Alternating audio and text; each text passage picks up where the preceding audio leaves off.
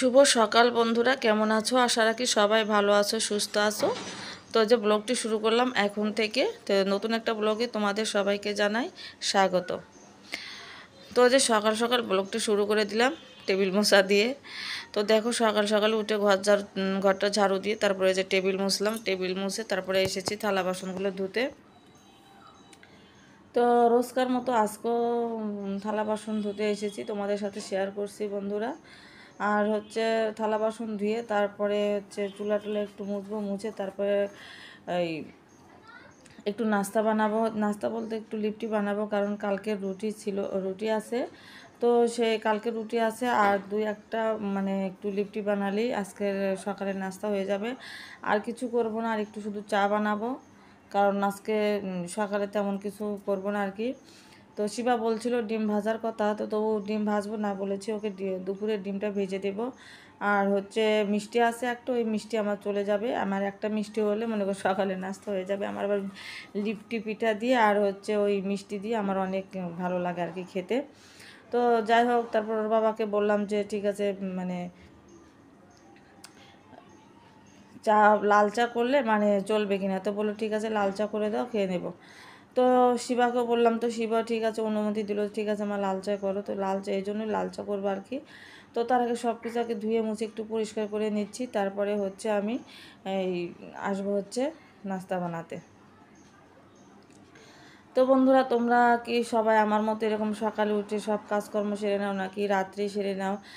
জানি না, অবশ্য কমেন্টে অবশ্যই জানিয়ে দিও কিন্তু কমেন্ট করে। আর আমি আগে রাত্রেই বেশিরভাগ সেরে নিতাম, এখন কেমন জানি রাত্রে আর সারি না। মানে খাবারের পরে এমন একটা মানে আলস্য ধরে শরীরে, মানে আর ভালো লাগে না। তো যাই হোক, এই জন্য আর কি রাত্রে কিছুদিন হলো রাত্রে আর মানে থালা বাসন ধুই না, তো সকালেই ধুয়ে নিই।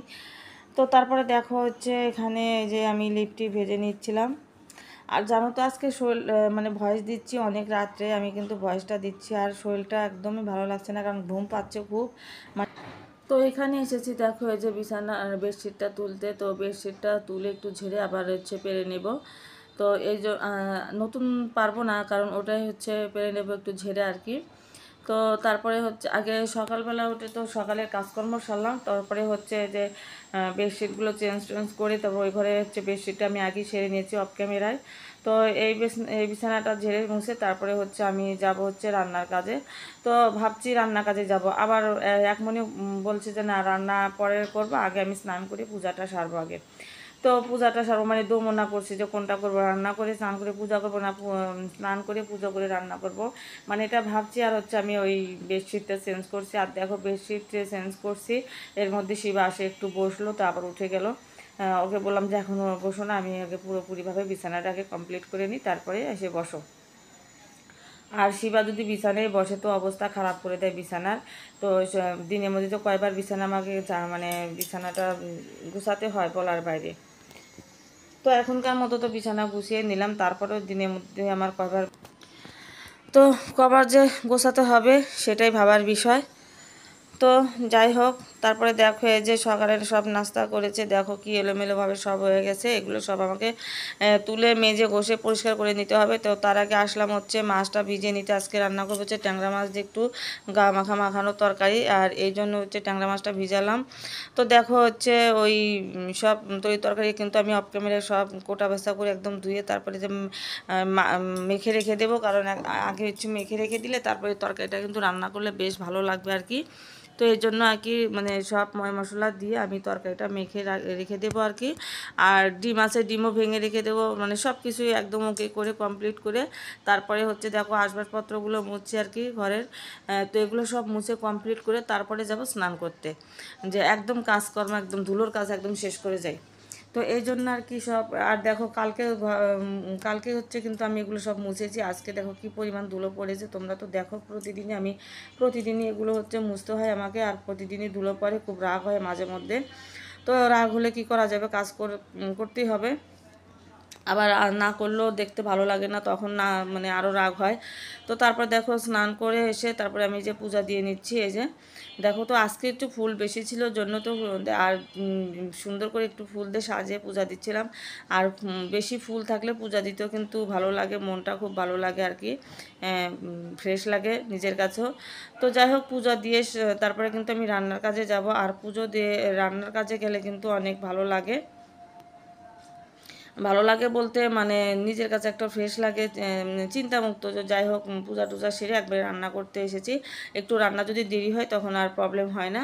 আর ওরকম পূজা না দিয়ে রান্না করতে গেলে মানে কখন তাতে রান্না শেষ হবে, স্নান করবো, পূজা দেবো, একটা মানে কেমন ভিতরে একটা ভেজাল ভেজাল মনে হয়।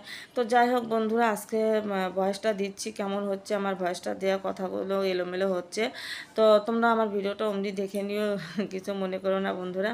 তো যাই হোক, প্রতিদিন তো সবার এক যায় না, মানুষের কম বাড়া কম বেশি হয় আর কি। তো যাই হোক, তারপর দেখো আমি রান্নার কাজে এসেছি। তো মাছগুলো এই যে ভেজে নিচ্ছি সুন্দর করে। এই যে ট্যাংরা মাছগুলো আমি ভেজে নিলাম, আর ভেজেই রান্না করব, কারণ মাছগুলো ফ্রিজে রাখা ছিল, না ভাজলেও কিন্তু মাছগুলো গন্ধ করবে আর খেতে মজা লাগবে না। এই জন্য আর কি আমি ভেজে রান্না করব। আর এখানে দেখো, এই যে আমি তরকারিটা হচ্ছে এই যে সুন্দর করে একদম তো মাখিয়ে রেখেছিলাম, তোমরা তো দেখেছো। তো তারপরে দেখো আমি ওই জল দিয়ে একদম ঢাকা দিয়ে দিয়েছিলাম। তারপরে দেখো ঢাকনাটা তুলে দেখো তরকারিটা একদম গায়ে মাখা মাখা হয়ে গেছে। এখন কিন্তু আমি নামিয়ে দেবো, কারণ তরকারিটা হয়ে গেছে।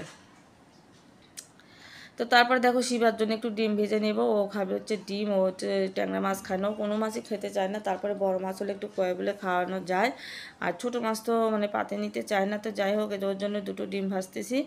আর রাত্রে খাবে, আর হচ্ছে দুপুরেও খাবে, তো এই জন্য দুটো একসাথে ভেজে নেব। আর